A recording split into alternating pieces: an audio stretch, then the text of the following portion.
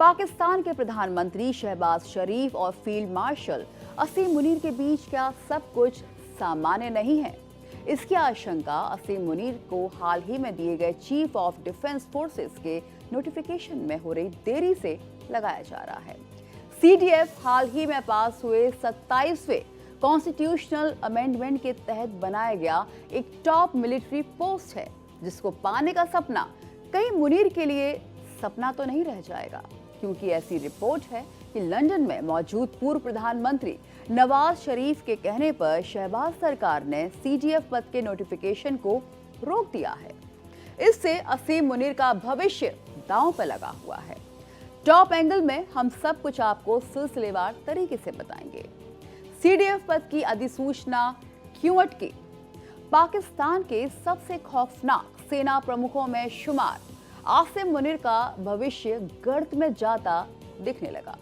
उस सेना प्रमुख के 3 साल के कार्यकाल को रविवार में पूरा होने के बाद तीनों सेनाओं यानी थल सेना, नौसेना और वायुसेना का सर्वोच्च कमांडर यानी चीफ ऑफ डिफेंस फोर्सेस बनने की हसरत पाले हुए थे, लेकिन उनके अरमानों के पंख कुचलने की तैयारी कर दी गई।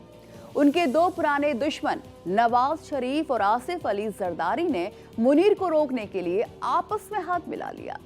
वजह साफ है कि दोनों किसी भी हाल में मुनीर को और मजबूत होता नहीं देखना चाहते और वो दोनों मिलकर मुनीर के लिए कांटे भरी बिसात बिछाने में कवायद में जुट गए हैं। जानकारी के मुताबिक शरीफ और जरदारी दोनों असीम मुनीर के सीडीएफ बनने से रोकने के लिए पूरा जोर लगा रहे हैं। और यही नहीं, इस खेल में आईएसआई के डायरेक्टर जनरल असीम मलिक भी शामिल हैं। इसे पाकिस्तान में सैन्य और नागरिक नेतृत्व के बीच सत्ता पर कब्जे की जंग के तौर पर देखा जा रहा है। एक और आर्मी चीफ असीम मुनीर हैं, जो देश के पहले सीडीएफ बनकर पाकिस्तान के सुपर कमांडर बनने की कोशिश में हैं। तो उनके सामने 2 ताकतवर दुश्मन हैं, जिनसे जीतना मुनीर के लिए आसान नहीं है।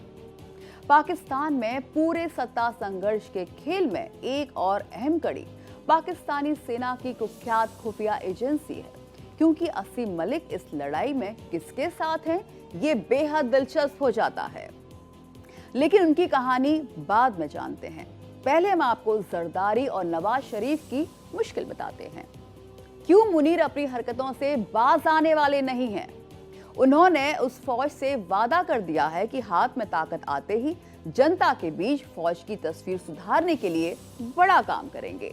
फौज का भरोसा हासिल करने के लिए मुनीर ने यहां तक वादा कर दिया है कि वो दिग्गज नेताओं से लेकर सैन्य अधिकारियों के खिलाफ भ्रष्टाचार के आरोपों की फाइल खोलते रहेंगे। इसमें छोटे राज्य बनाकर पैसा केंद्र के हाथ में रखकर देश पर आर्थिक नियंत्रण बनाना रखना भी शामिल है। और यही वजह है कि पाकिस्तानी सत्ता से ताल्लुक रखने वाले लोग मुनीर से खौफजदा हैं।